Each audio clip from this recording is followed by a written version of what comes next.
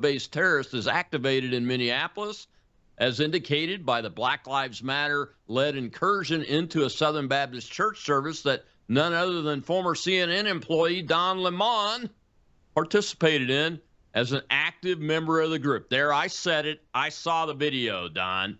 You're a liar, saying that you were just there to do journalism. There are indications that other large and small city cells are taking direct action in support of the Minnesota cells. And that should be of heightened concern to all of us. Not more than a mile and a half from my house, the next major intersection down from my home was an anti-ICE demonstration just yesterday in little old Gulfport, Mississippi. So pay attention, folks. Pay attention. Layered all over this domestic activity, the Trump administration is aggressively implementing its national security strategy through high-impact short military action like the little operation 2 weeks ago in Venezuela, revealing new types of weaponry, as the president said in Davos yesterday, while it is seeking peace in places like Gaza with its Board of Peace concept and reaching an agreement with NATO over Greenland. No surprise to me, but a surprise to many of the old failed globalist cabal. Well, my guest today is independent journalist Matt Tardio. As a Green Beret, Matt led several operations in Afghanistan that decimated ISIS-K, didn't lose a single Green Beret casualty. That's amazing. In addition to his time in the military fighting against terrorists around the world, Matt's gained knowledge and experience as a police officer. He trained numerous SWAT teams and officers to respond to active shooter situations, and he's also the host of Speak the Truth, which you can find on YouTube at Speak the Truth Actual, at symbol Speak the Truth Actual. Matt, welcome back to the Rob Maness Show. I mean, it's good to finally be able to sit down and talk to you one-on-one. Yeah, I appreciate you coming back on, man. It's been a while, over a year, since the first time you came on. Look, the subpoenas is what I was going to lead with, but now we've got arrests being made by the DOJ, and the latest I heard was at least the black woman who I'm pretty sure is a BLM activist and NAACP attorney, and then Crazy Willie, the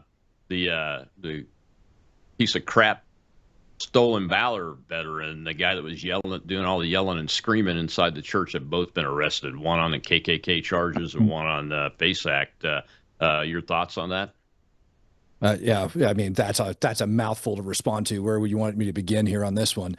Yeah, so the lady that organized it, she's a civil rights attorney, both of them, right? The co-conspirators there in that one, they're both civil rights attorneys. So I don't think they're going to get off at all. If anything, judges look at that, extremely more harsh than they would anybody else. It's like when a cop gets arrested for breaking the law. And here you have a civil rights attorney that's violating the civil rights of parishioners inside of a church. Nothing could be more offensive. And then she goes on TV the next day trying to defend herself, saying that she did the right thing, and goes so far as to blame. What was her excuse for it, Rob? Do you remember? It was I think it had to do with kids. No. It was because they're pulling kids out of the schools. Because they're pulling kids out of the schools, therefore, we're allowed to do this. And then she also cited another reason about ICE being in the town, which was, throwing flashbangs and CS gas at at some kid in the car last week. And so it's all getting out of control. And it turns out that the parents of that child left 45 minutes before that incident while people are busting into vehicles, ripping weapons out, everything else. The parents are on the street partying it up with their kid in the car.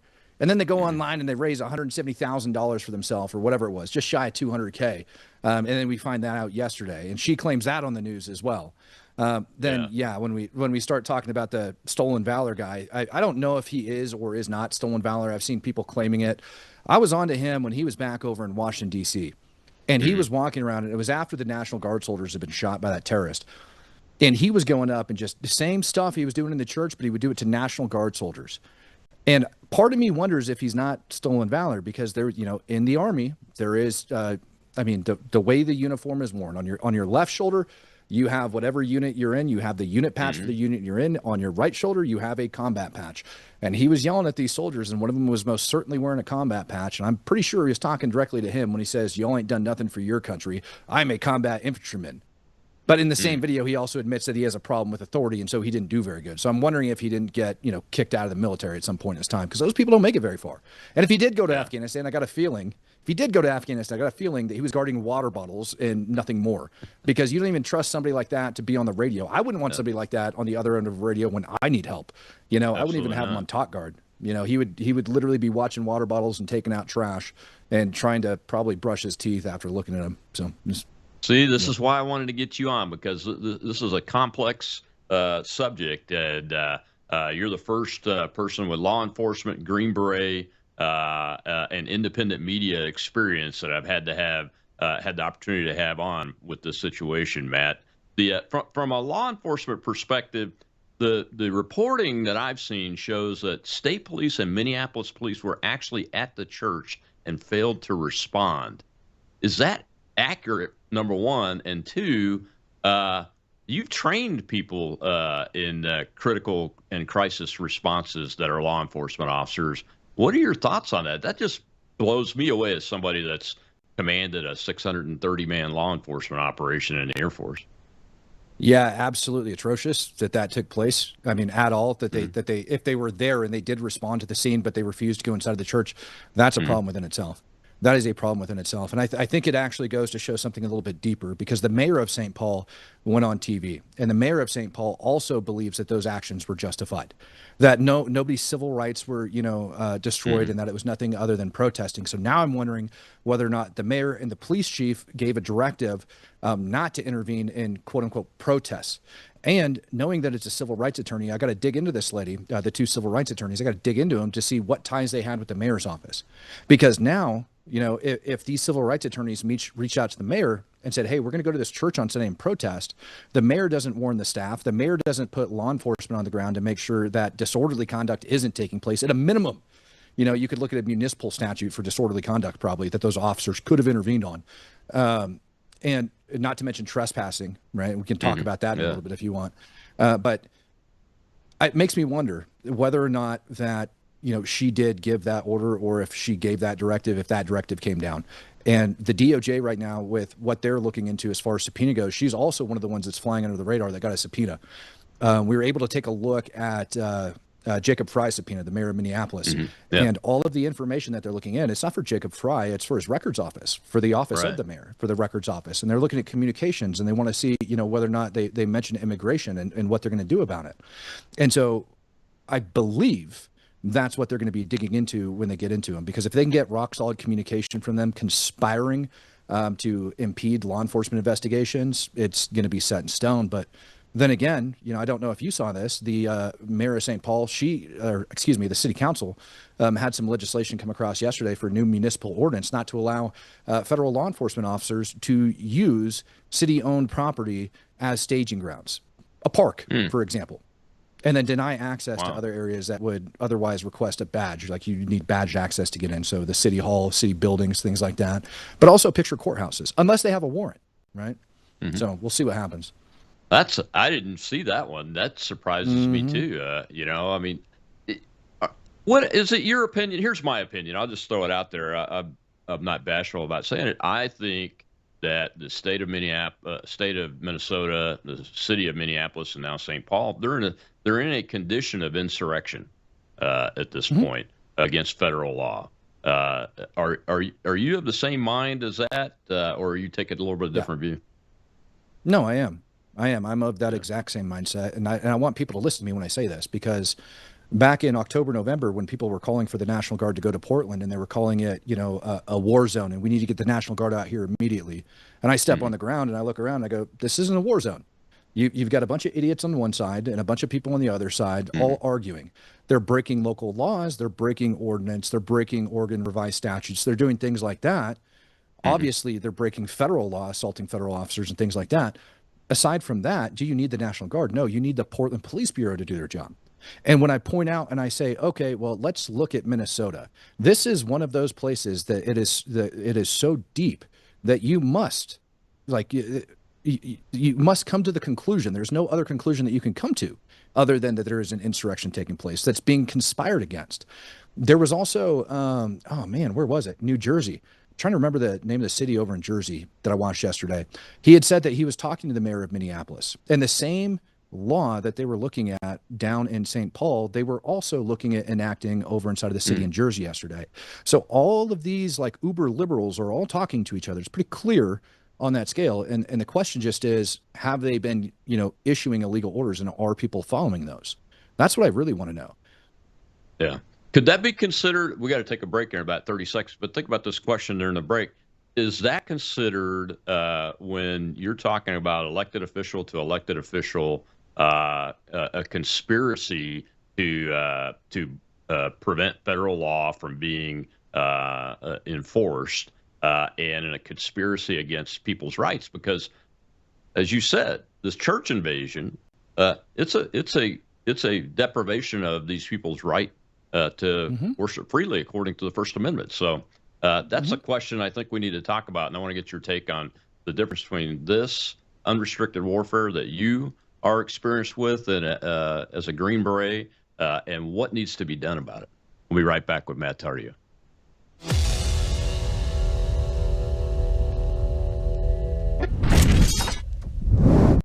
Hello, I'm Brandon House. Would you like to gain access to over 20 years of my radio shows, TV shows, my books? I've written 15 books, and most of those books are ebooks now. And we have conference DVDs, conferences where we filmed our conferences at the Ozarks, literally starting 20 years ago. It's all available in our archived vault. All you have to do is go to worldviewtube.com/vault, worldviewtube.com/vault, and for a reasonable monthly fee, you gain access to over 20 years of Christian worldview programming, news, information, books, documentaries, and a powerful search engine. And folks, it's a great way not only to educate yourself, equip yourself, but it's a big way that you can help fund our continuation as a broadcast network. Please check it out. worldviewtube.com/vault, worldviewtube.com/vault, and help us continue pushing out a Christian worldview.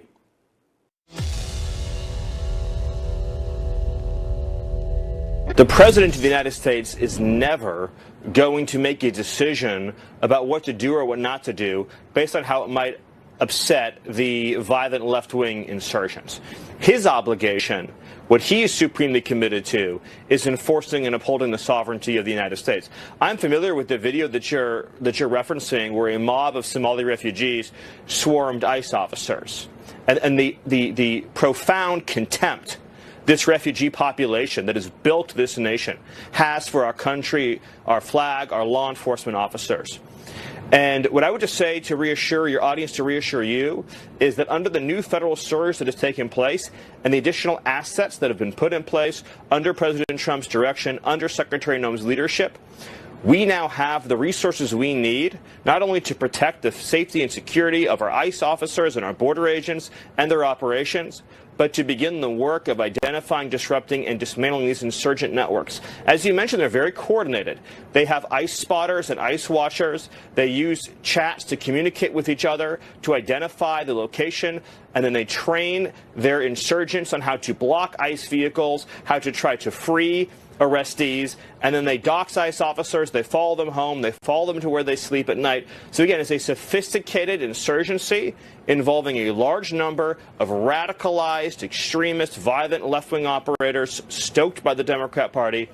The resources and strategy is in place now, and you're going to see significant numbers. There's already been in the recent days a huge increase in arrests of domestic insurgents, but those numbers are going to increase. And I just want to put this back to the American people. You said it, Laura. Americans voted in a landslide to uphold the sovereignty of this country. Americans, by overwhelming majorities, oppose mass Somali fraud. Americans, by overwhelming majorities, just oppose Somali refugee resettlement in principle. So the public is behind this. Minnesota was once a pristine state, perfect education, no crime, no unrest, no violence, and then they ruined all of it, Laura, and President Trump is saving it. Welcome back to the Rob Maness Show. It's Truth Thursday and No Tie Thursday, too. My guest is Green Beret and law enforcement veteran Matt Tardio. And Matt, Stephen Miller used the term that I've used several times in the last few days. This is an insurgency. Now, is it covering every inch of ground in every city in the United States of America? Well, no, not yet, but it is coast to coast because of these networks that have been allowed to grow up and around these groups like Antifa and BLM that organize these folks, isn't it? Mm-hmm. Yeah, and I want you to think about it too. Insurgencies. Let's say, how many 340 million people here in the United States of America, and they're just a fraction of the population.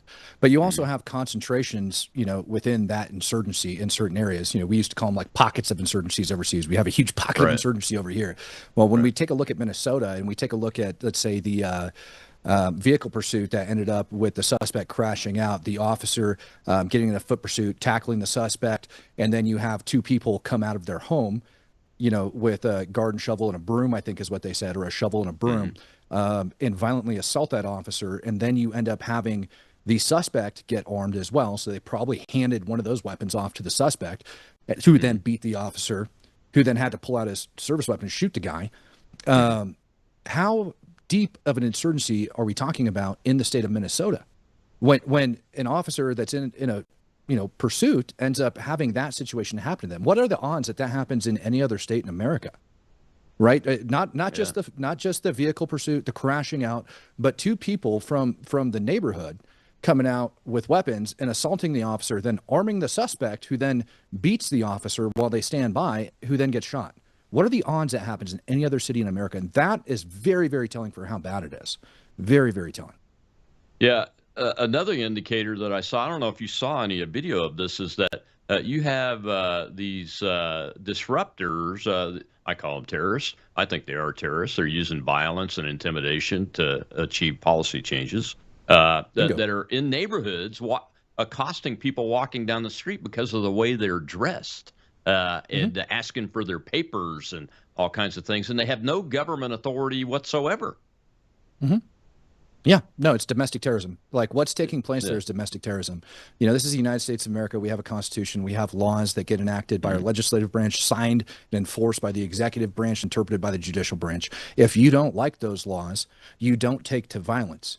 That's what your elected representation's for. And if they can't get the laws passed, you say, okay, we'll move on. I will still complain. I will whine. I will protest peacefully, like actually peacefully and lawfully. Just because you say you're protesting doesn't mean you get to break the law and bust into a church, right? Which is what these people are finding out real quick. Rob, you asked me over the break, you asked me to think about conspiracy, right? And I think absolutely conspiracy applies. But I have a question for you. Would you consider a foreign terror organization an enemy of the United States of America? One named, documented by the United States. Take the IRGC, take Hezbollah, named FTOs. Would you consider them enemies of the United States of America? And I'm asking that for a question. Absolutely, they're enemies of the United States of America. So I look at this, and I'm going to read you a definition of something, all right? And I want you to think that inside the jails that are over there in the state of Minnesota, that the DOJ has been complaining that they put immigration retainers on these folks, and they won't give them over. Let me read you a definition. Whoever owning allegiance to the United States levies war against them or adheres to their enemies, giving them aid and comfort within the United States or elsewhere, is guilty of treason. So do we have them giving aid and comfort by holding them in the jails? And that's my question that I have. Conspiracy is one of those things. But the other thing that I'm looking at is they are labeled FTOs for a reason. And those are members of foreign terror organizations that are likely sitting in their jail cells. And I don't have the resources and access that the DOJ does to look into that.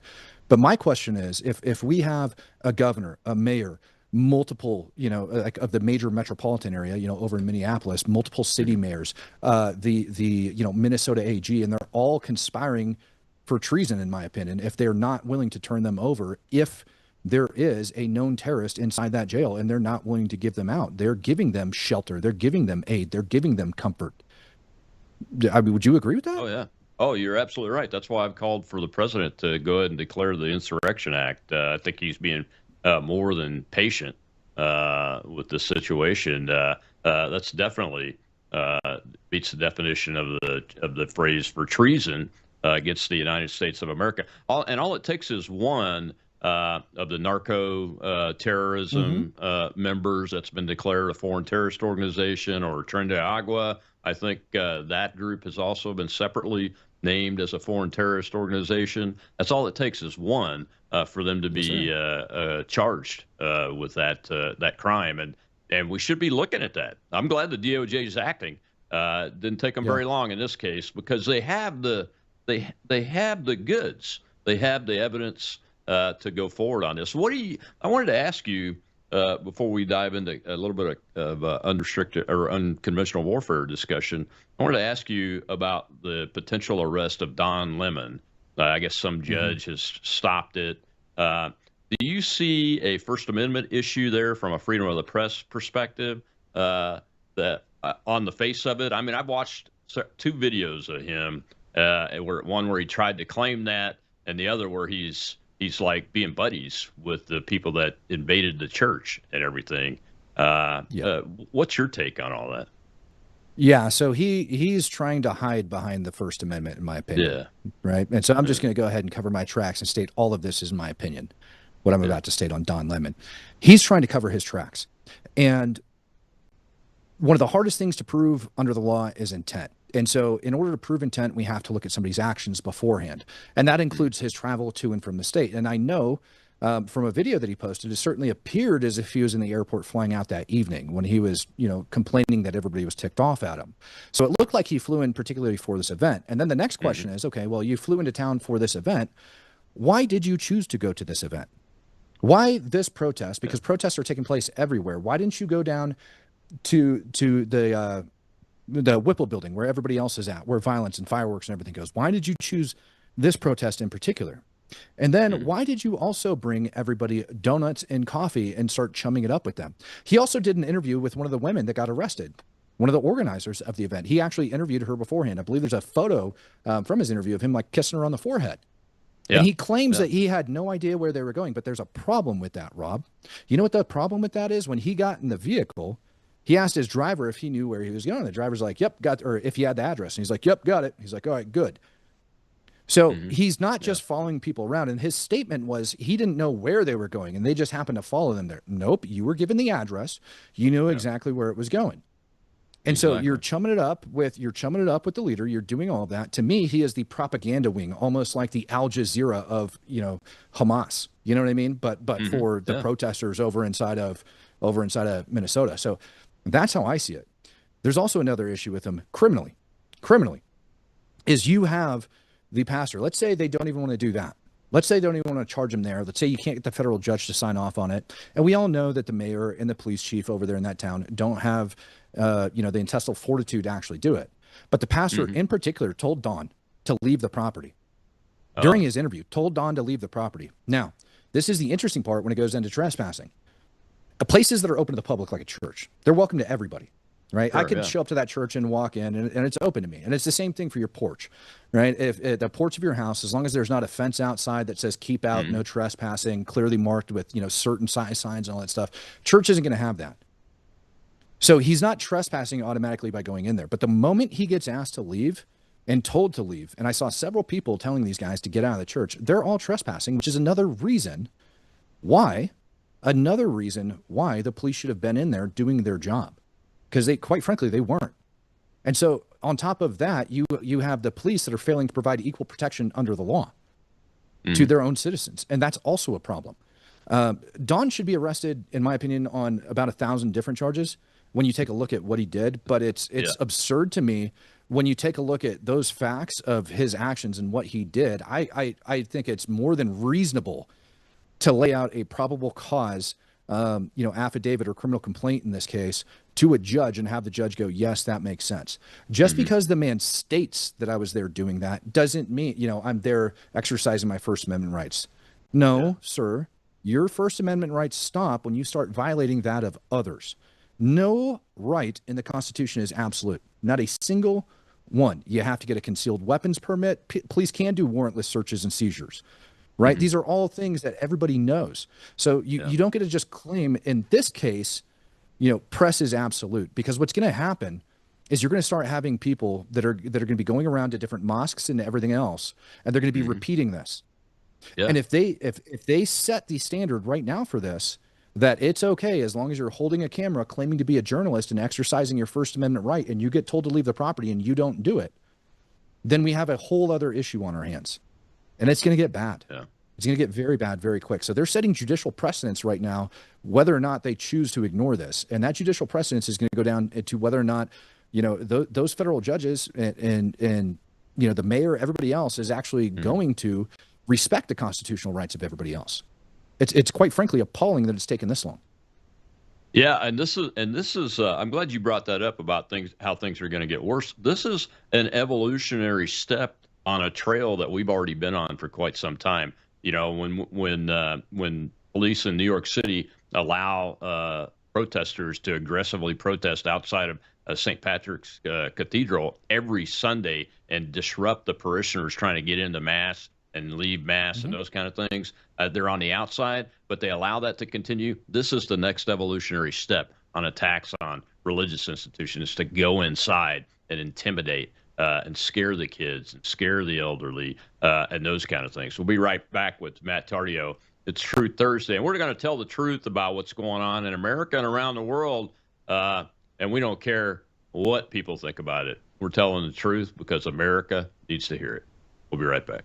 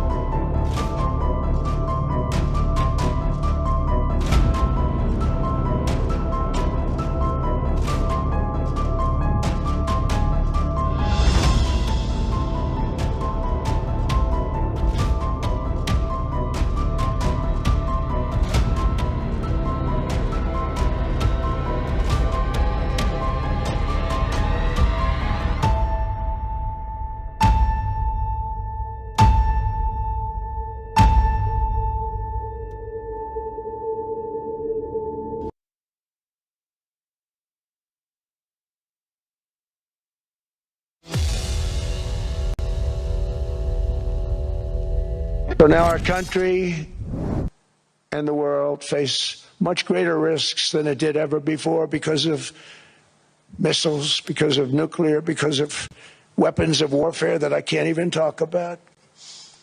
2 weeks ago, they saw weapons that nobody ever heard of.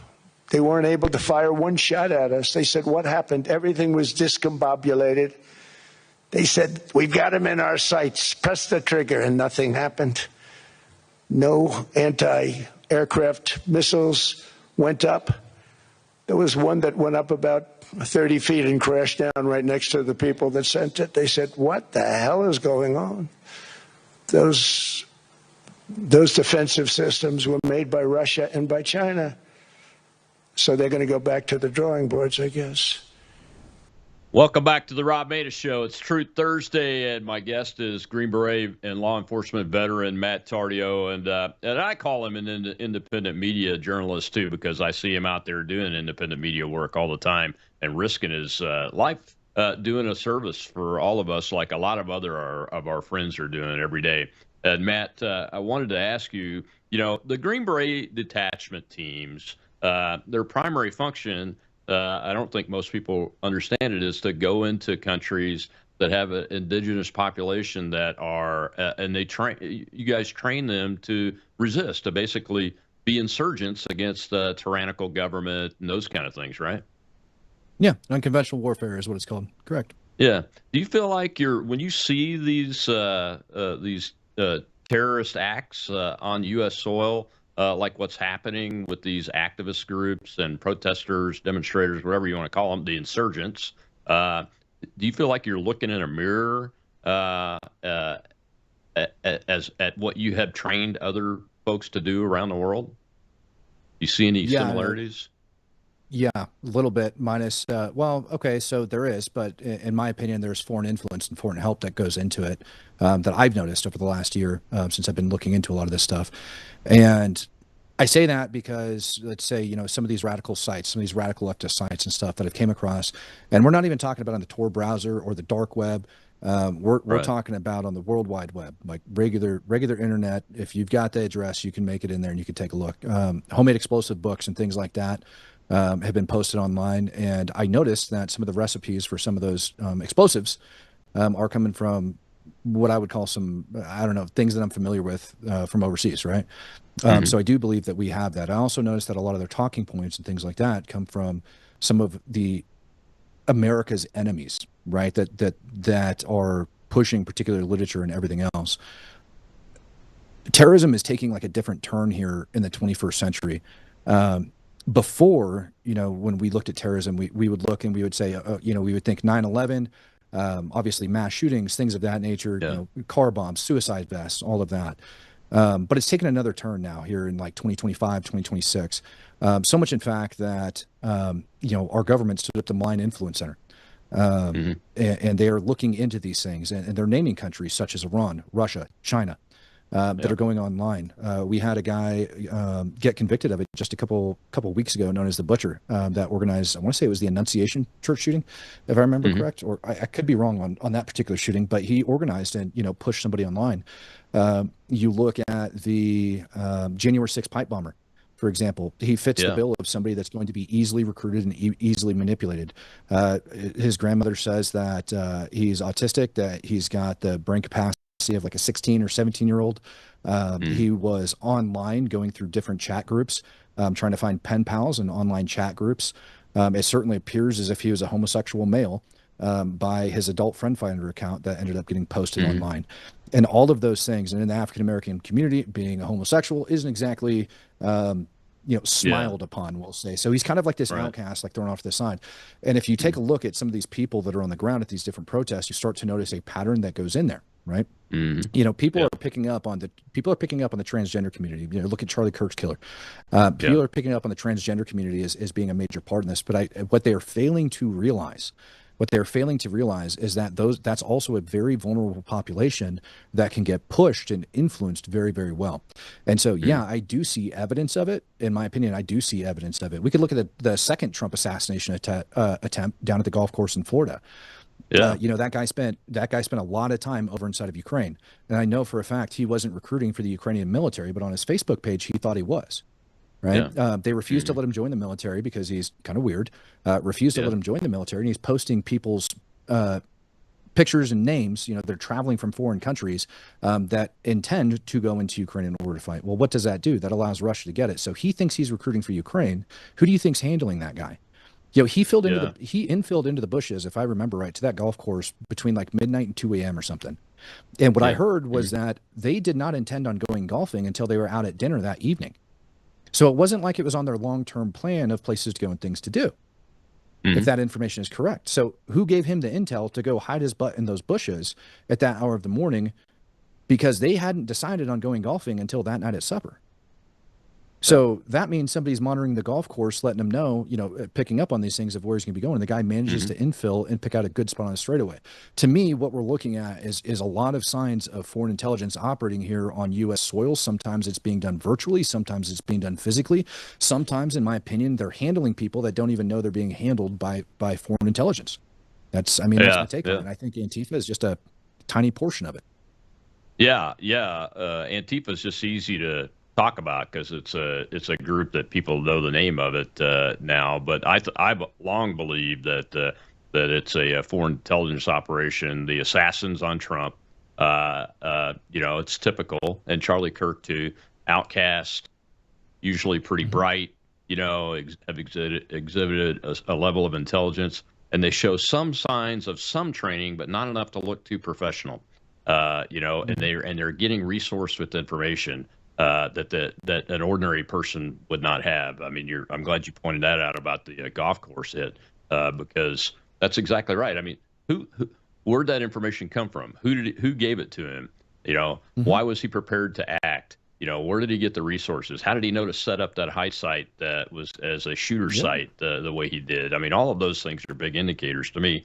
And that gets to what I wanted to ask you. As somebody who's trained other populations in unconventional warfare, I think you're seeing a reflection in a mirror back at you as to what you've trained other people to do. Shouldn't we be conducting a counterinsurgency strategy at this point, now that we've seen this vast network of organized groups that have great resources that are communicating together and more than likely with foreign influence forces that's stretching all across the country? And what should that look like inside the United States? Yeah, so definitely taking care of the problem up top and making statements like your Don Lemons, your protest organizers, all of those people. Yeah, they need to have charges pressed against them. But the other portion of unconventional warfare that I think people miss a lot is information operations, and misinformation and disinformation in particular. Right now, there's a story floating around online about ICE arresting like a 5-year-old kid in an elementary school or something. And reality is they were after the kid's father, and he ran off and left the kid. And this is an example of disinformation. When Elon Musk came out and he made the countries of origin known for all of the different X accounts, there were some very big, pro-Trump, MAGA, accounts and everything else that are pumping out disinformation and misinformation online. And they're based over in Turkey, Syria, Iran.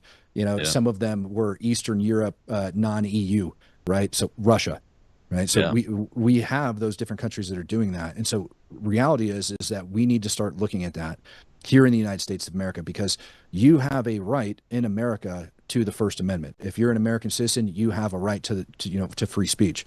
But the question that needs to be asked is, does somebody in Russia have a right to free speech in America? Does some Russian bot farm have, a right to be broadcasting media to everybody over here in the United States of America when it's false media, it's disinformation, it's misinformation, because people are buying that and taking it all in. We look at TikTok, short form contents eating our kids' brains. I mean, they even got a word for it, brain rot, when it comes to some of the content that they consume. So we need to take a very serious look at all of these things and start asking questions, because Russia, all the way back in the day, are you familiar with the Naked Communist? Yes. By chance? Yeah. I mean, we're talking, what was that, 50s? Mid 50s, late 50s, somewhere around that. And for those that don't, this was a former KGB agent that ended up flipping, and he has all of the rules, right, for what the KGB agents who were infilled into the United States of America during the Cold War, on how to ruin America from the inside. And if people watching the show were to go over and read over those rules, pretty much every single one that's applicable to this day that hasn't already passed in time is in play. Right. And there's a reason for that. We're talking about one of the big ones that ought to stick out for a lot of the viewers here is taking God out of school in prayer on the basis that separation of church and state. Right. Things of that nature are all in there, promoting homosexuality and promiscuity. Right. And what do we see in the crowds that are out there that are currently doing those operations? Don Lemon, for example, man states he's a Christian. Sorry to tell you, Don, but you can't be a homosexual and a Christian. It doesn't work that way. Exactly. Right? And you definitely can't be married to another man, living in sin, not fleeing from it, and be a Christian. But they believe that, but it doesn't matter, right? Because in their mind, they think they're okay because they've been brainwashed. So to me, a lot of it goes down to the information that people are consuming, and a lot of it is coming from overseas, and a lot of accounts, have been getting caught taking money from Russia and other foreign accounts that are coming to America, right, and doing that. And that's an issue within itself. So, I mean, all of this needs to get looked at. And if it was me and I was going to attack this thing firsthand, that's where I would start, because they're going after the younger generations. Over in Afghanistan, if we would have gone after those younger generations as just opposed to stacking bodies, right? Same thing over in Iraq. If we start looking at those younger generations and we understand that younger generation is then going to grow up and move up, we've got to take care of those things. It's just as important. And if anything, to me, it's more important. Yeah, you're absolutely right. Yeah, when we look at all of the different influence operation campaigns that are out there, and you and I look at it from the perspective of using military forces to counteract and interdict those type of operations. But we have posse comitatus inside the United States, different authorities for different types of forces, Guard, Reserve, Federal, active duty military, and those kind of things. But don't you think it's time that the federal authorities and the commander-in-chief and Secretary of War take a hard look at this and start figuring out which authorities we can use? Because we could combat the narrative building coming in from outside of the country with Cyber Command, and those kind of capabilities. We don't have to give away secret capability every time we do an operation, but if we don't use our capabilities for national security, and we just rely on ad hoc task forces amongst the different law enforcement organizations, I don't think that's a winning strategy, is it? No, and I also don't think that. How do I want to say this? I look at the Insurrection Act. I look at using federal troops on U.S. ground. I look at that as kind of like I do the death penalty. You better be dang sure when you choose to do that. And I think on a case-by-case basis, in limited cases around the United States, Minnesota being one of them, that absolutely needs to happen. That it absolutely needs to happen, because when the local and the state governments are not protecting their citizens, it is the duty of the federal government to do so. And we have seen for how long now the federal government try to actually do their job. They can't even, you can't even have DHS do their job over inside of Minnesota. And so when it's at that point, it's at that level. I don't care if it's for one U.S. citizen. That is what the Constitution is for. That one U.S. citizen has a right not to live in fear, not to have, foreign terror organizations living around them. They have a right to that. I don't care if you don't like it. I don't care if you think it's your city. I don't care if you think it's your state, because the fact is the Supremacy Clause says otherwise, right? You don't get to do that. And the citizens that are in that state are primarily U.S. citizens, right? Sure, exactly, they belong, they might be a state citizen, but they are also U.S. citizens first and foremost, and that trumps whatever crap they want to throw out there. Exactly right, man. Well, we got to take our last break. We're going to shift gears for the last segment. I want to talk with you about the Board of Peace. You've been to Gaza, you're a Green Beret veteran, those kind of things. I want to get your take. We got a little clip from Vladimir Putin in English when we come back in with Matt Tardio here on Truth Thursday.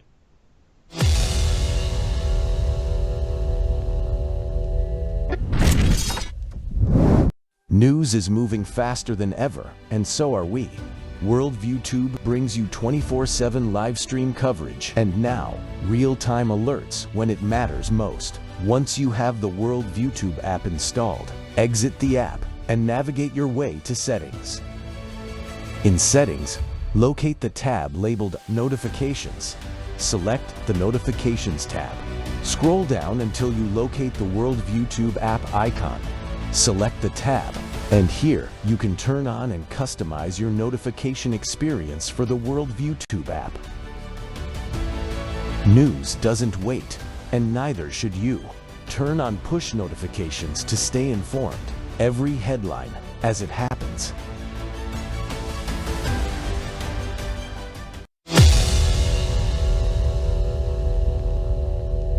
As for our participation in the Board of Peace, the Foreign Ministry has been instructed to study the documents we've received, to consult and seek advice from our key partners, and only after that we will be able to respond to this invitation.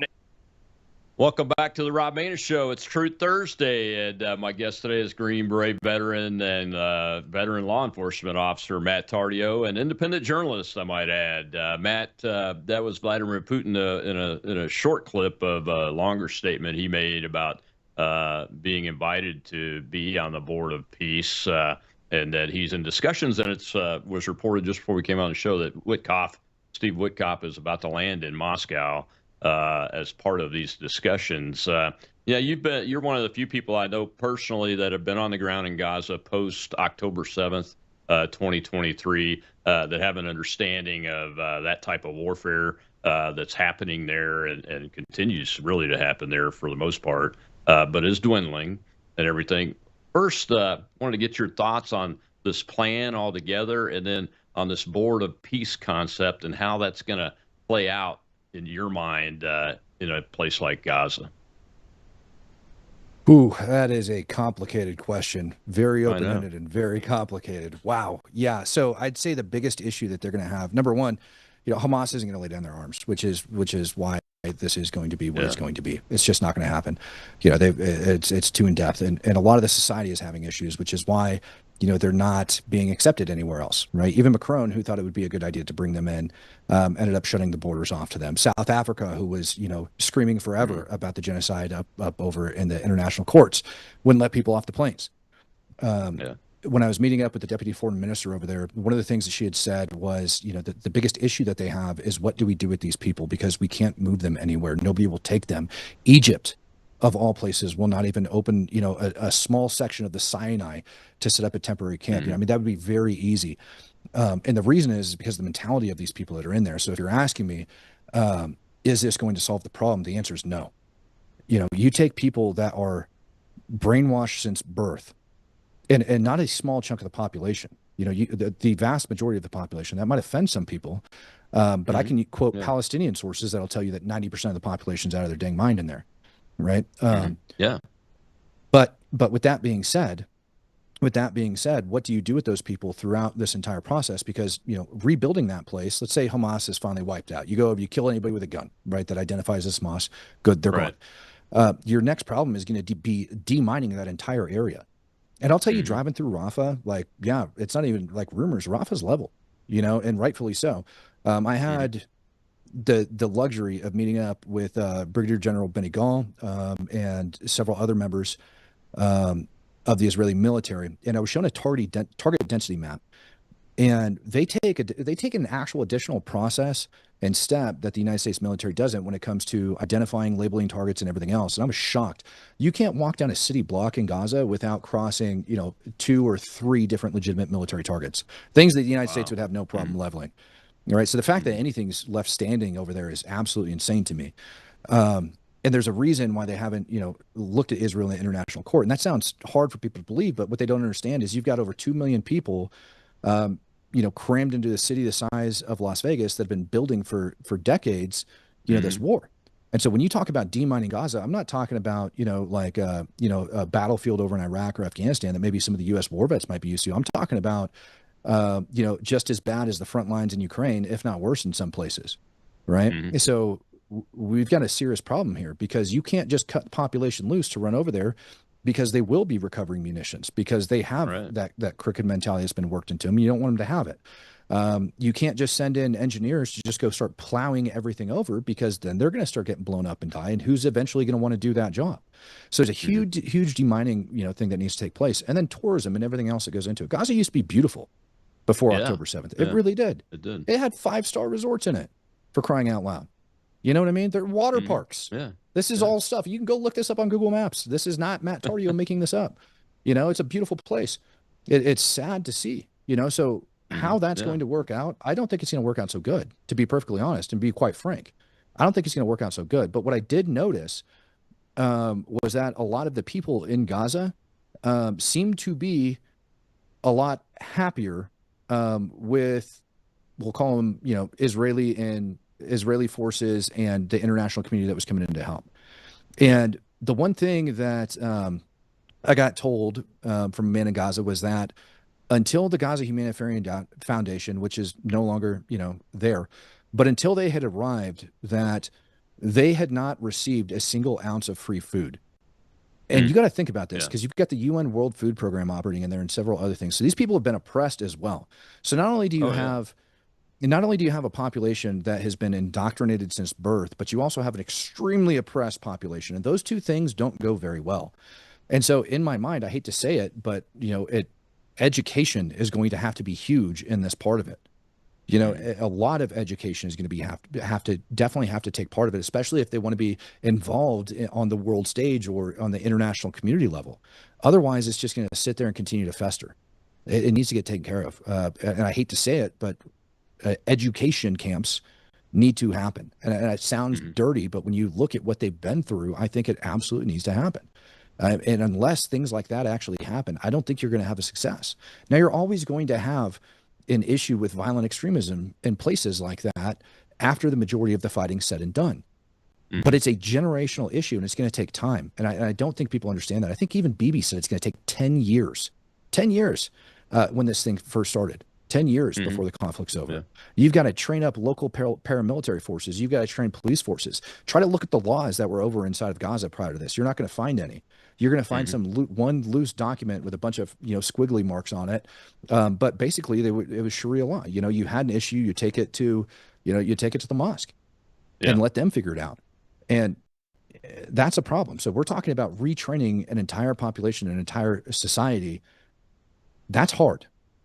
2.3 million people now, I think, is the actual number. I think I said 2.2 earlier. I think it's now, estimated to 2.3. It was 2.1 when it started.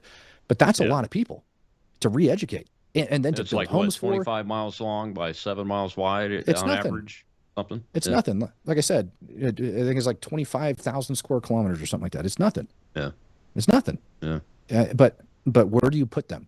While all this is going on? And I think the answer is going to be, first they're going to have to clean out Rafah because the place is pretty much done for anyways. But then when you look at it, you've got the tunnel systems and everything like that are underneath. Yeah, I was going to ask you, what is the damage level in a realistic terms of the tunnel systems? Those are hardened underground infrastructure all over the place. Yeah, they're hardened underground infrastructure built by kids making bottom dollar. You know what I mean? Yeah. Some of them do have concrete. Some of them do go pretty deep, but not all of them. And so let's talk about the common sense aspect here. Do I want to put a high-rise building on top of a tunnel that Hamas built?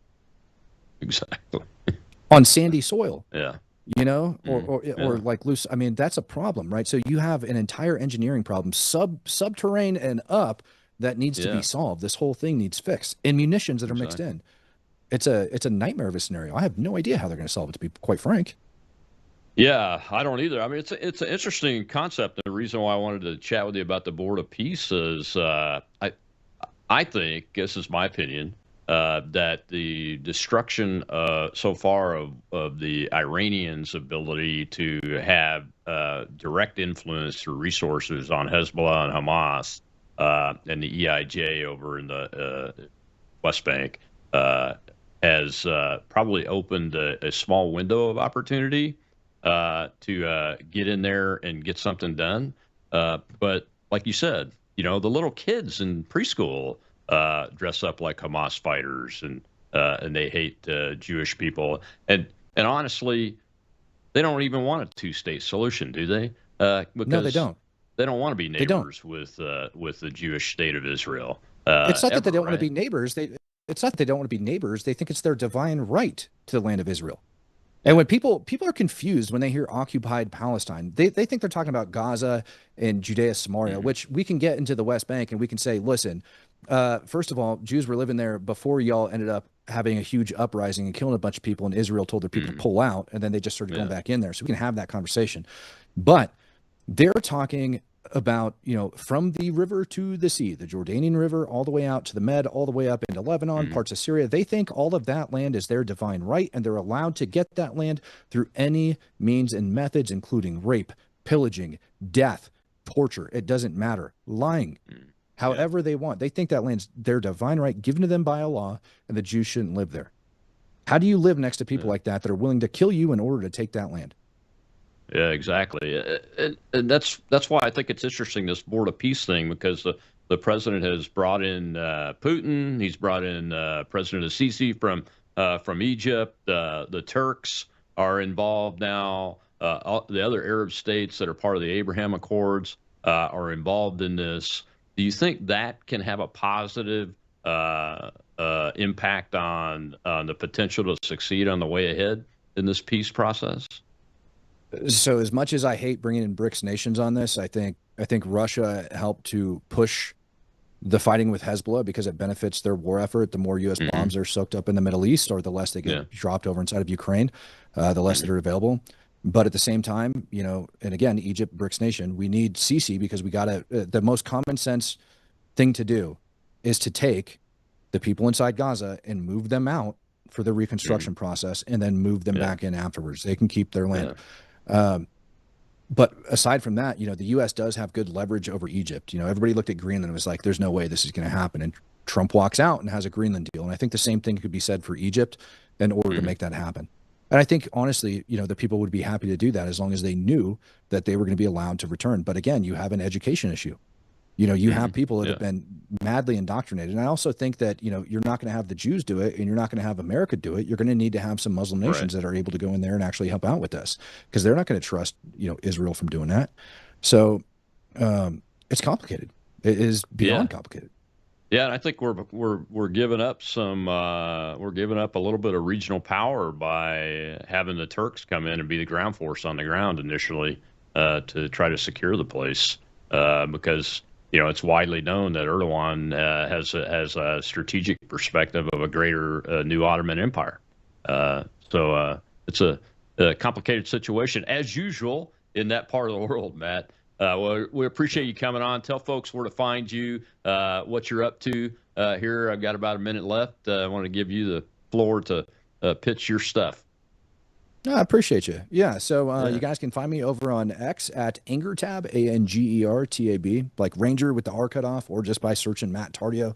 You can find me on pretty much all your social media platforms just by typing that in. There is some fakes out there. You guys can watch me on InfoWars Monday morning. I'm going to take over for Brianna Morell, hosting her show on Monday morning. Other than that, Speak the Truth podcast on YouTube. I'm live at 10 a.m. Central Standard Time in the morning, and then again at 8 p.m. Central Standard Time. All right, man. We appreciate you coming on. I'll get you back as things develop for sure. All right. Thank you, sir. Appreciate you having me. You bet. Well, Monday, more War Monday. I'll see you then on the Rob Maness Show.